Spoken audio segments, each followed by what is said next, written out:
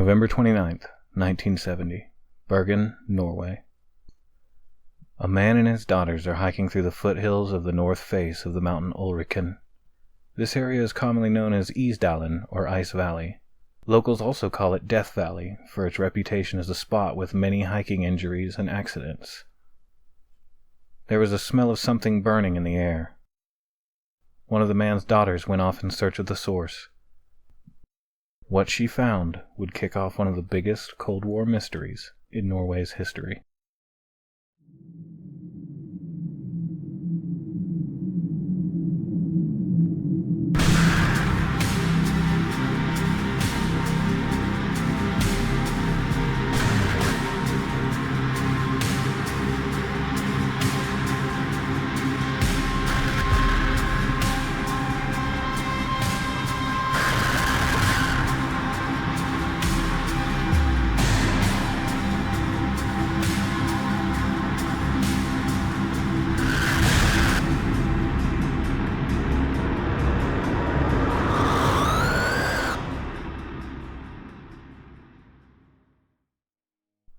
A woman's body, badly burnt, was laying in the underbrush.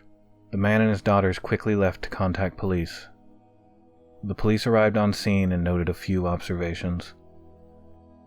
The front of the body was burned so badly it was not recognizable. Near the body, along with personal effects, were two items of note: a plastic passport holder and a matchbox. Underneath the body was a fur hat. This hat would later test positive for traces of gasoline. 3 days later, police would find two suitcases belonging to the woman at the Bergen railway station. In the lining of one of the suitcases, 100 Deutschmarks were found. The mystery only deepened when they also found Norwegian kroner, Belgian, British, and Swiss coins, along with various maps and numerous notepads filled with locations. An autopsy revealed that the woman had died due to incapacitation caused by an overdose of sleeping pills along with carbon monoxide poisoning. Soot found in her lungs would suggest that she had been alive while on fire. The back of her neck was bruised, indicating that she might have been struck there. Her stomach was pumped, and the remains of 50 to 70 sleeping pills were found. So with all this information, why haven't I given you the woman's name? Authorities to this day don't know what it really is. After holding a press conference to get more information about the woman described was of a slight build, with brown hair often tied into a ponytail. She had gold crowns on her teeth, which are uncommon in most Western countries. A hotel in Bergen contacted police to let them know that the woman described had stayed there. They said that she had been very private and rarely left her room. She had meticulously written down every place she had visited. A search of hotels in those areas brought the police to a strange conclusion. The woman had been using at least 8 different identities. She had provided passports at all of these locations, each different. The only consistent detail she had provided was that she was Belgian, although the forms she filled out were in either German or French.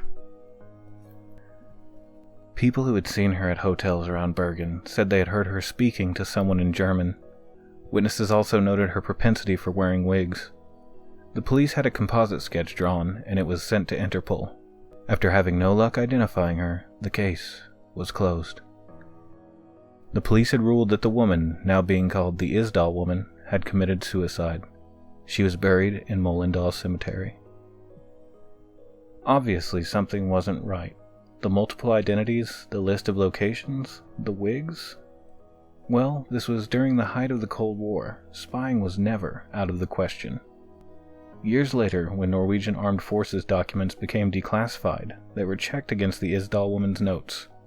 Her movements seemed to line up suspiciously well to areas where top-secret trials were being conducted on Norway's Penguin missile.